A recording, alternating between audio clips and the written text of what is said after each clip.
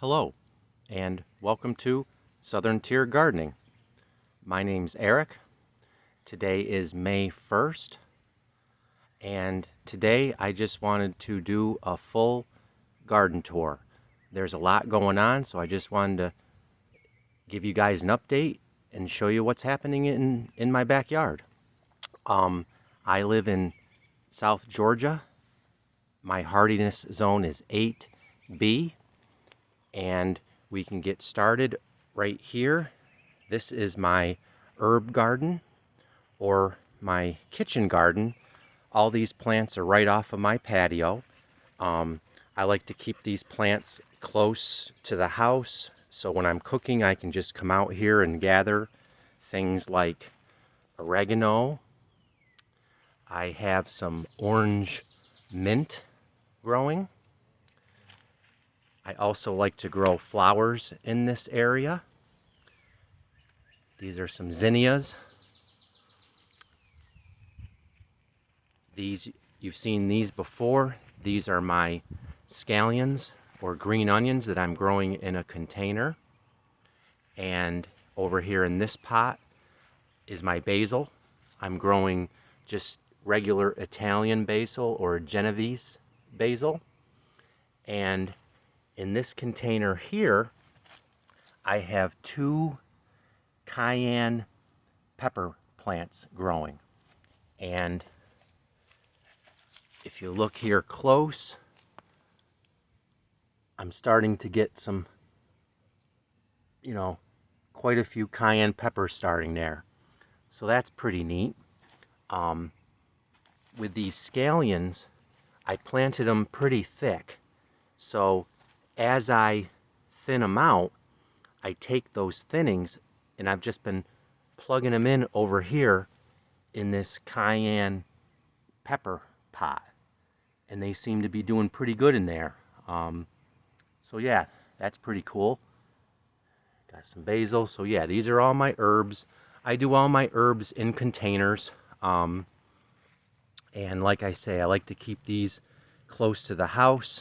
So I've got some rosemary over there. So yeah, that's that part of the garden. Now, if we walk over here, not a lot new with the potatoes. They're coming along good. I wanted to stop here quickly. I brought this table out just to show you guys, but I talked in my last video about curing onions, and at this point I have brought them inside. I keep this table in my garage, and you can see I left these onions out in the sun to dry. You can see a lot of the parts of the leaves on the top have turned brown, and at this point they're good to go. I hope to be able to store these onions for a couple months. I'm going to do an experiment. Some of the onions I'm going to leave the leaves attached, and then some of them I've cut the leaves off and removed the roots, and I'm going to see how they store. I'm going to see if it's better to store them cut like this, or if they last longer with the leaves attached. And also, believe it or not, I brought out these are 3 Cherokee tan pumpkins that I harvested last August. And you can see how well these things store when they're cured. This is still just as good as can be. And the ability for these pumpkins to store so well is why they were such an important food resource for the Cherokee Indians. They're just an amazing vegetable. But I'll talk more about that because I'm actually going to be planting this year's Cherokee tan pumpkins. So I just wanted you guys to see these. They store really well, and they're still just absolutely delicious. So this entire table I keep now in my garage. It's cool and dark in there, and that's where I store vegetables like these. So now we can go over here to the potato bed. Like I say, not much new. These plants at this point have grown as tall as they're going to get. And at this point, you're going to start to see the potato plants, they start to fall over. You can see these plants over here are laying kind of down on the ground. I'm starting to see some yellowing of the leaves. These are the first clues that the potatoes are getting close to maturity. They're getting close to harvest. When you start to see the leaves of the plants lay down or die back, that's when you can start checking on your potatoes. So I'm actually going to do that right now. I haven't looked in here, but I'm gonna scratch around for some taters. That's how that's what the old Southerners say. When you're kind of wondering how long your potatoes are, you know, you can't, it's not like watching a tomato grow. You can't really see what's going on. So they call it scratching, and you kind of just want to, with your hand, dig into the dirt a little bit. Let's see if I can't find a spot here. And you kind of want to just dig under the plant. And at this point, I'm just going to be looking to see mainly if I've actually got any potatoes under here. So let's take a quick look. So you kind of just, you can see how easily my sand pulls away from these plants. And let's see here. You kind of dig down. You be careful, because if there are potatoes under here, the skins can be very, there we go, okay. Yes, there we go. All right, so there is a red potato. Pretty good size under there. Oh, that's awesome. I can't even describe how excited I am right now. It's such a relief to know that I've got, you know, potatoes growing under here. So that's what they call scratching for taters in the South. You just kind of want to look. Now, calendar days, these plants aren't close to maturity. So I'm just going to let these go and let these potatoes get bigger. But that's a huge relief right there to see that I've got, you know, some potatoes forming under the ground. Let's walk around this side. These first two rows are my red potatoes. And over here, Norman, you want to check with me? Come here. Let's check. Let's see if we got some Yukon Golds over here. Yeah, let's check. So on this side, I have my Yukon Gold potatoes. And let's see here. Let's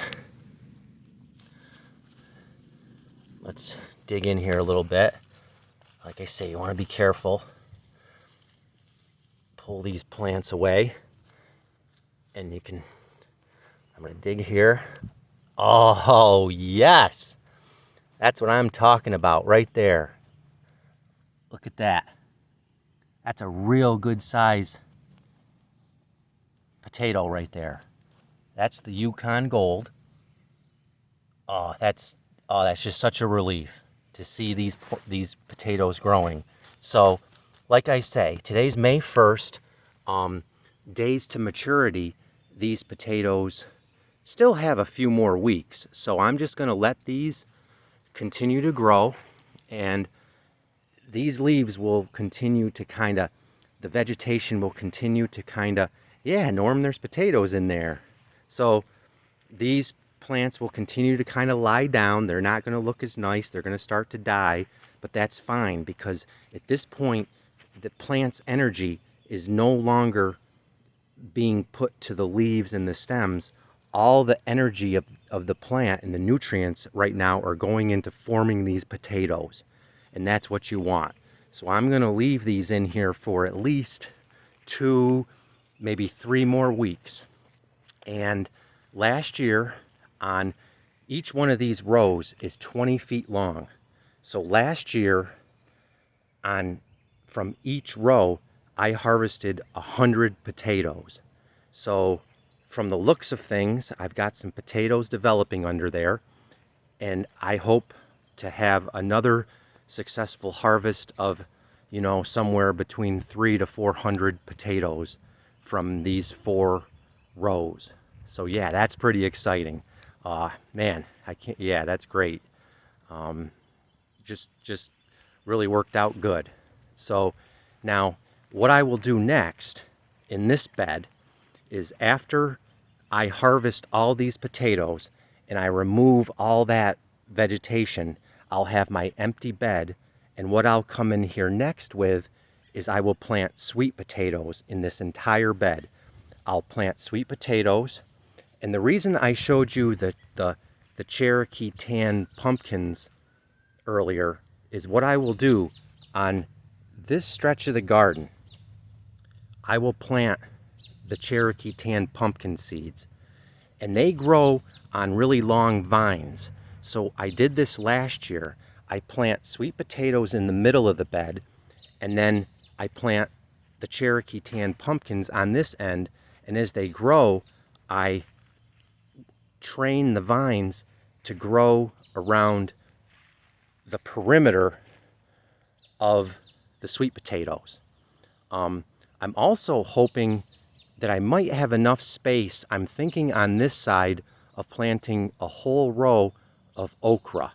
I think I will have some room, and I think the okra will grow tall enough, quickly enough, that when the pumpkin vines come around this side, they'll just grow underneath the okra. So that's the future plans for this garden bed, is immediately a week after I harvest these potatoes, I'll come in here and I'll plant this bed just full of sweet potatoes, okra, and Cherokee tan pumpkins. Oh, I'm still just so excited about those potatoes under there. Okay, so, hey Mabes, that's Mabel. She's my older dog. She helps me out here in the garden a lot. I'm very lucky to have a couple of amazing little green paws. They always are helping me out here in the garden. So over here, this is my other garden space where I have yellow squash planted. I have tomatoes planted. What I wanted to show you today specifically are some things that I do, a couple tips that I do when I grow tomatoes that I think helps them grow a little bit healthier. If you look under here, I can't believe it, the sun's out right now, but it's actually starting to rain. So I'm going to continue filming, but I'm not real sure if I'm going to be able to finish this in the rain.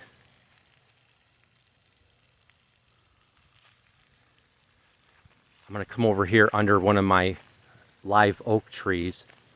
But what I wanted to talk about with these tomatoes, if you look, I talked in a previous video about hilling my potatoes, about how important it is to bring up dirt and bring up soil to the base of your plants, and how beneficial that can be to some plants. Well, tomatoes are another crop that really, in my opinion, benefits from hilling. If I can get down here, and if you look at the bottom of my tomato plants, I've hilled up soil on the base of the plants. And what that does is, if you remember, you plant your tomatoes really deep in the ground. So the root ball of this original transplant is already like 6 inches in the ground. Then I hilled up soil around the stem and created a little mound, and roots form out of the stem of the tomato plant. So what you're doing with this method of hilling up the dirt is you're just creating a really strong, thick root system. That's what you want. These tomatoes, to grow healthy tomatoes, you have to start with strong roots and stems. And I recommend hilling some dirt. As soon as the plants get up to a height where you can pull some soil up around the base of the plant, I would recommend doing that. Another thing I do with tomatoes is I prune all the lower branches. You can see I've come in here and I've cut these lower branches off. Most of the diseases that are going to affect your tomatoes are soil-borne diseases. And when it rains or when you water, that dirt can splash up onto your plants and transmit diseases from your soil. So by pruning the lower branches, over here you can see maybe a little bit better. If you look down here, if you look at the bottom of my plants, there's no leaves touching the ground. I actually, if you look here, I actually have to come in here. See these lower branches that are forming? I cut all them off. You don't want any of your tomato leaves in contact with the soil. That's another tip that I think is a good idea when you're growing tomatoes. So over here, this garden, things are growing really well. If you remember, this was the garden space in the winter time that I grew a cover crop. I grew a cover crop of Florida broadleaf mustard throughout the winter, and I tilled all that material and talked about how important that is to the soil. And this was the first time I tried that, and I definitely think it has helped with my soil health. If you we'll come over here and look at some of these indeterminate tomatoes. Like I say, today is only May 1st. These are 5-foot tomato cages, and just look at this plant. This tomato plant is already to the top of this cage. I mean, these plants are massive, and I have added very little fertilizer at this point. So I'm convinced at this point that it was so worth planting that cover crop. I really think it has helped my soil. These plants, I mean, usually by now I would have fertilized 2 or 3 times. Pretty much all these plants at this point are flowering. If you look at these tomatoes, you can see they're flowering. If we come down here to my cucumbers, they're growing up the trellis. You can see they're flowering. Typically, when your vegetable plants are flowering, that's a great time to apply fertilizer. But from looking at these plants and how well they're doing and how tall they are and how healthy they are, I haven't needed to add as much synthetic fertilizer, which is my ultimate goal of, one of the main reasons I grew a cover crop was to grow more organically and not have to use as much synthetic fertilizer. So at this point, all I've been doing is I've come in and I've top dressed around all my plants with some compost, but I just couldn't be happier with the looks of these plants and how well they're all doing. The cucumbers here, if you look at towards the end, this cattle panel trellis is 5 feet tall, and you can see these cucumber vines are, they're almost already to the top, and they're absolutely loaded with flowers and baby cucumbers. So I'm very pleased with the results of this garden space, and deciding to try to grow a cover crop over the winter. So let's go over here. We can look a little bit closer. Oh, I wanted to talk a little bit more about I've talked about using this Florida weave method for holding up my tomatoes. And basically, as the tomatoes get taller, you just add another run of string. So these plants are getting real close. I probably later today will come in here and run, you know, another line of string to continue to support these plants. But they're just doing great. The variety of these tomatoes, these are my determinants, is Amelia. They're absolutely just loaded with flowers. If we come over here, the yellow squash are getting bigger. You can see the distance between the plants. They're getting nice and big now, and they are just absolutely loaded with yellow squash. The variety that I like to grow is called crookneck. The neck of the squash bends a little bit as opposed to a straight neck yellow squash. I just like the flavor a little bit better. But you can just see how good these plants are doing. They're just beautiful.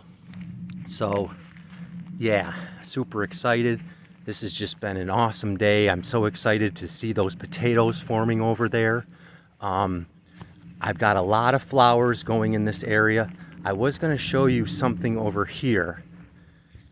Over here is probably my first real good size tomato. Oh, there's a couple things over here I can show you. This variety of tomato right here is called Parks Whopper Improved. And if we look under here, look at that. Already a tomato that's like 3 inches wide. Once again, this is just, for me, this is unheard of on May 1st. I just have to think this is from, all my, it just goes back to growing that cover crop in the winter, and the improvements that does to your soil. Growing tomatoes like this, everything starts in the soil. If you don't have good soil, you might as well just give up. So that's pretty cool. Now the peppers, I'll show you here, something I'm going to do later today. These are my jalapeno peppers, and they're getting tall enough to the point where they don't get tall enough to require a metal T-post.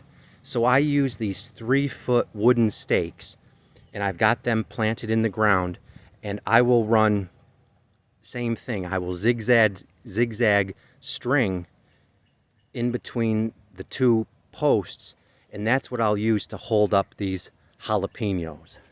I talked in an earlier video, the poblano peppers I put in cages because they get pretty tall. And then my 2 sweet banana peppers, I probably will still use this same technique. I'll put a couple wooden stakes here and use string to hold those plants up. So yeah, this is the time of year when there's just so much going on in the garden. I just love being out here. This is just really a passion of mine. I love the greatest feeling for me is just how delicious these homegrown vegetables taste in my recipes. That's what it's all about for me. I love to cook, and there's just nothing better.